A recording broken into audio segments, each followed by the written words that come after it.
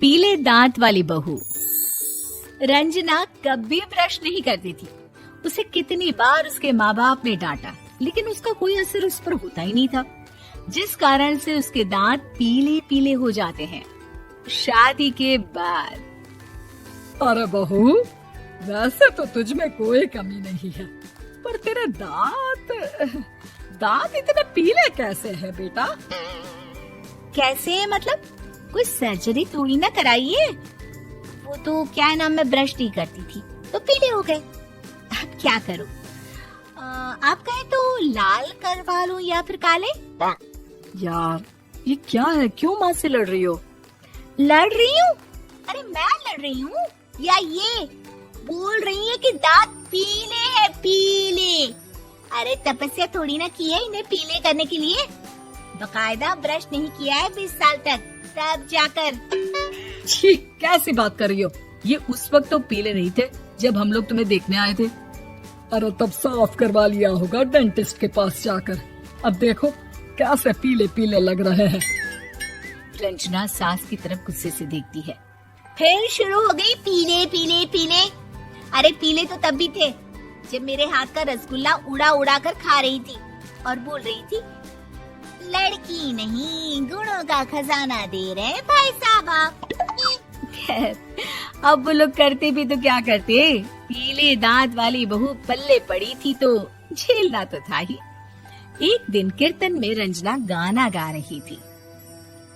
अरे कमला बहन, माँ का द्वार है, यहाँ तो सब शुद्ध होकर आते हैं, फिर अपनी बहू को ब्रश भी नहीं करवाती तुम। दूर से पीले पीले दांत भक्ति में बाधा उत्पन्न कर रहे हैं। अरे कोई 2 साल के बच्ची थोड़ी ना लेकर आई हूँ मैं बहू बनाकर।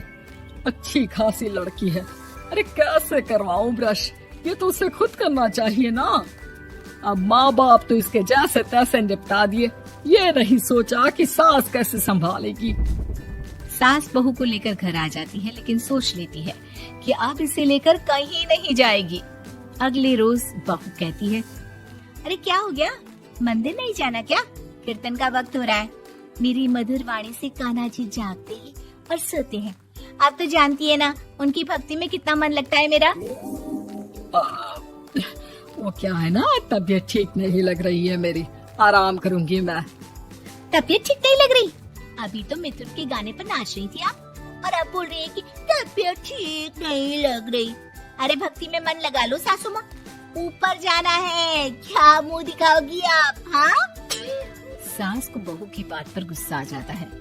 मैं क्या मुंह दिखाऊंगी, इसकी चिंता तो ना कर, समझी? अपने मुंह की चिंता कर, जो ये पीले पीले दांत लेकर हर जगह पहुंच जाती है। पता है लोग कितना मजाक बनाते हैं। ना जी ना, मैं नहीं जाना कहीं तेरे साथ। तो ये बात है, कोई ना, मत जाओ, मैं अपने कमरे में ही बैठकर भक्ति कर लूंगी।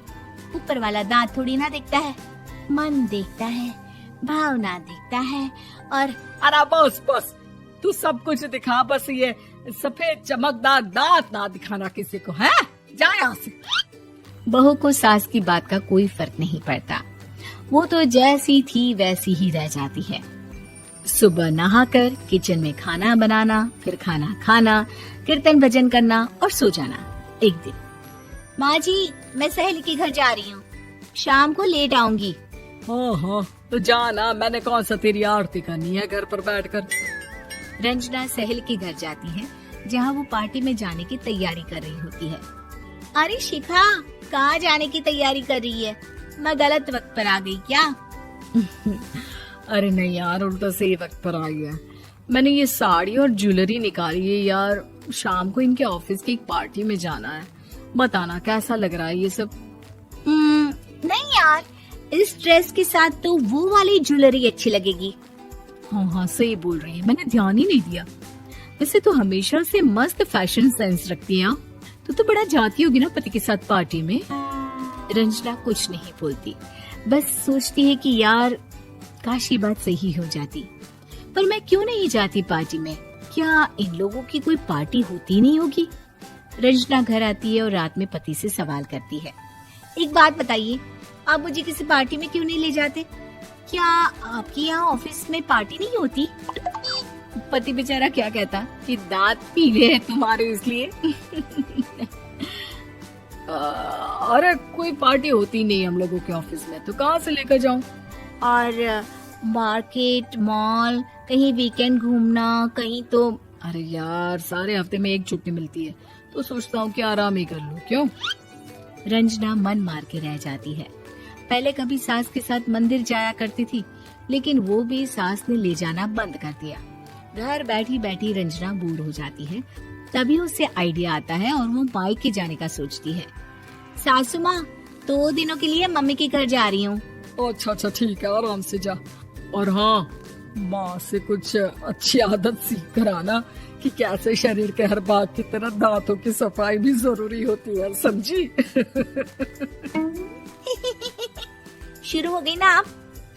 वो लोग आपकी तरह नहीं है कि छोटी छोटी बात का बतंगड़ बना दे।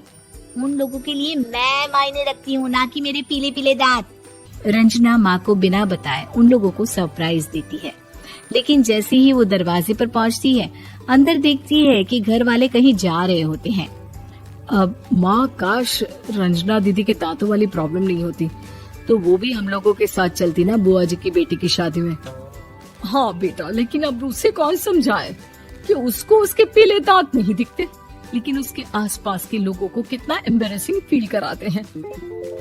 मुझे तो कितनी बार उसके स्कूल की टीचर ने शिकायत की कि उसके साथ कोई लड़की बैठना भी नहीं चाहती, और ना ही कॉलेज में कोई उससे बात करना चाहता था। लेकिन पता नहीं क्यों उसे ये बात समझ में ही नहीं आती। कोई कमी नहीं है उस लड़की में, बस यही कि दांत पीले हैं। वो तो भला हो जीजा जी और उनकी माँ का, जो दीदी को जैसी है वैसे ही रखा हुआ है। रंजना को अपने घर वालों की बात सुनकर बहुत दुख होता है। वो सोचती है कि वो क्या करे, लेकिन फिर वो सीधा डेंटिस्ट के पास जाती है, अपने दांत चमकाती है और कसम खाती है कि वो रोज ब्रश करेगी। अरे क्या हो गया? तुम तो 2 दिनों के लिए गई थी ना, पर कोई ना, अच्छा है, चलो आ गई तो। रंजना सास के सामने आकर खड़ी हो जाती है और पूरी स्माइल करती है, उसके चमकदार दांतों को दिखाती हुई। चले मंदिर।